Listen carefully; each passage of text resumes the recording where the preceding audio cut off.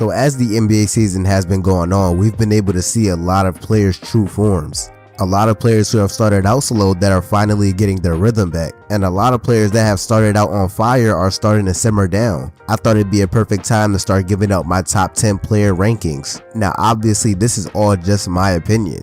Literally every single person watching this video right now will have a different opinion, but this is just my list and my criteria, and you will see a common trend in these rankings, and of course there will be some outliers. Now as always, if you haven't already, make sure you subscribe to the channel, and if you stick around to the end, make sure to leave a like, and as always, let's not waste any more time. Let's get right into the rankings.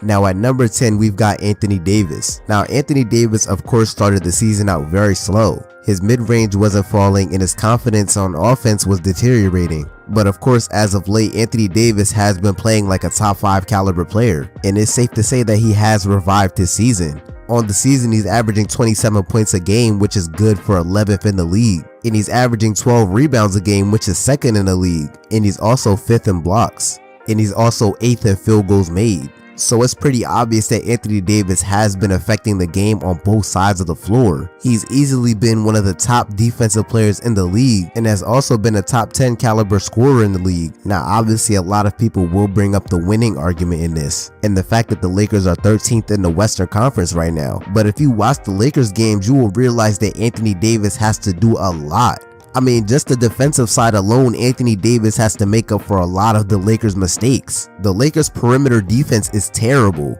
I mean, just for example, Darvin Ham will throw out a lineup of Lonnie Walker, Austin Reeves, Patrick Beverley, and LeBron James. Or he'll take out LeBron James and throw in Russell Westbrook. And now you've got multiple average to below average defenders on the court at the same time. And if you know basketball, then you know one player cannot mask up everyone else's mistakes. It's simply just not possible. The Jazz tried to do that with Rudy Gobert, but it didn't work. You just can't have a defense that is heavily reliant on one player. And the fact that the Lakers cannot shoot the ball consistently is a huge problem as well. So there's multiple reasons why the Lakers have been so bad and why they're the 13th seed right now. But it is for sure not Anthony Davis's fault. And I believe that if you put the right pieces around Anthony Davis like some of the other players that I'm about to name on this list, then his team would be winning a lot more. So that's why I have Anthony Davis at number 10. At number 9, we've got Ja Morant. Ja Morant has consistently been one of the best point guards in the league this season. He's averaging 27 points a game, which is 15th in the league. He's averaging 8 assists, which is 7th in the league.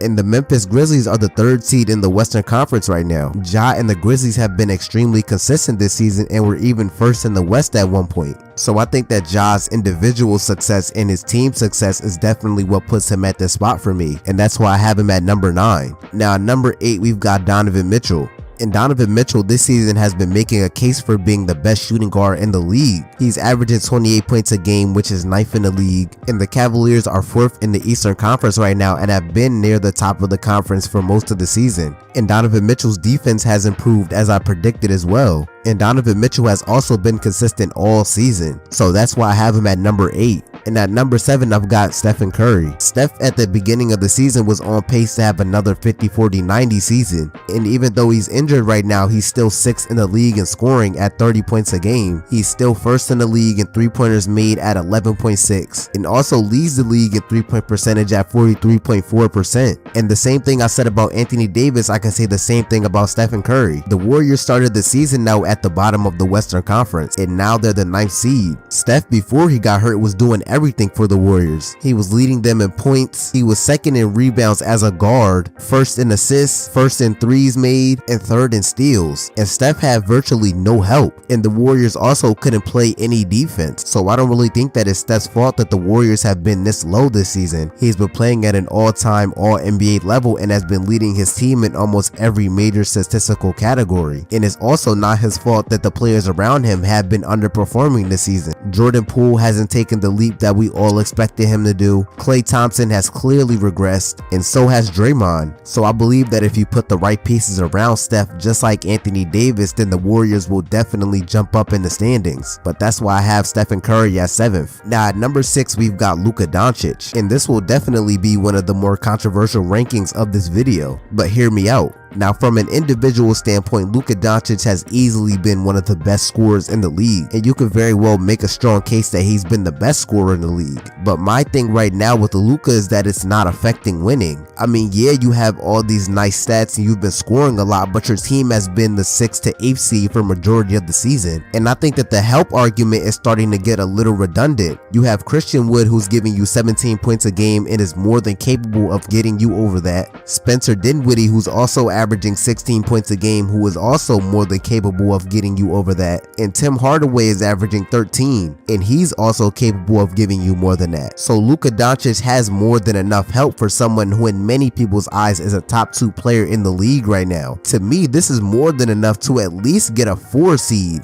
For a top 2 player in the league with enough help to only be the 6th to 8th seed for majority of the season, that is saying something. And not to mention that the Mavs are terrible defensively, and one of the main guys who contributes to that, if not the main guy, is Luka Doncic, and that's saying something as well. Now, I'm not using this to bash Luka Doncic at all. Luka Doncic is for sure a generational talent who will go down as one of the all-time NBA greats. But we have to start holding him accountable for not getting higher in the standings with the complementary pieces that he has, and that's why I have Luka at 6. Now at 5, we've got Kevin Durant. Kevin Durant this season has been having one of the best offensive seasons of his career, and that's scary considering the fact that Kevin Durant is already one of the greatest scorers of all time. He's averaging 30 points a game while shooting a ridiculous 56% from the field, and he's also been having one of the best mid-range shooting seasons of all time. And KD and the Nets as of recently have been the hottest team in the NBA.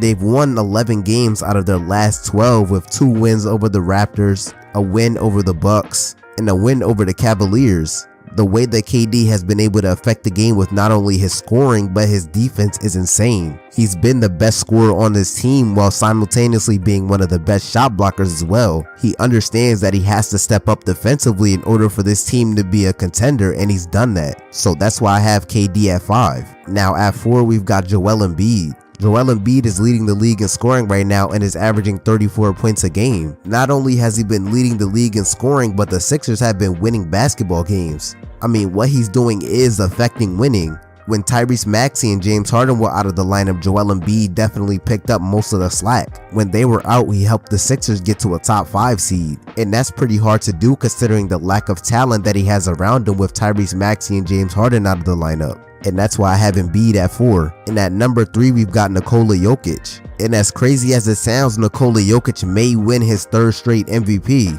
He's averaging 25, 11, and 9. And the Nuggets are tied for the 1st seed in the West right now. And the Nuggets have the 2nd best offense in the league with the 116 offensive rating. To me, Jokic has the stats, the performances, and the team success to be this high. And to be honest, it really wouldn't surprise me if he got another MVP. And he's also been consistent all season. And that's why I have Jokic at number 3.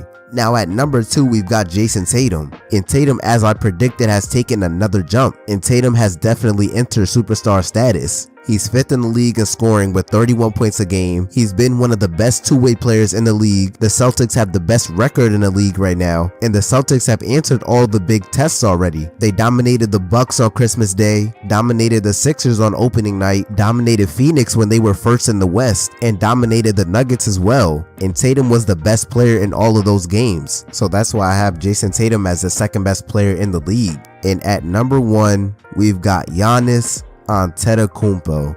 Giannis is still the best player in basketball. Giannis right now is averaging 32 points a game, which is good for 3rd in the league. He's leading the league in field goals made at 11. He's leading the league in defensive rebounds and is 5th in the league for total rebounds. And Giannis has easily been one of the best defenders in the league. And the Bucks also have the 2nd best defensive rating in the league. So Giannis has been putting up some of the best stats in the league while also doing it on both ends of the floor. And he's been able to affect winning, hence as to why the Bucks are the 2nd seed in the East. And that's why I have Giannis Antetokounmpo as the best player in the league. Now, if you made it this far into the video, make sure to leave a like and subscribe. I'm on the road to 1,000 subscribers and I can't do that without you guys. If you like the content and have video ideas, make sure to leave it down below in the comment section. All of my social media links will be down below in the description as well. I will be doing podcasts on this channel once a week, so stay on the lookout for that. More videos just like this one on the way soon. And as always, I'm out. Peace.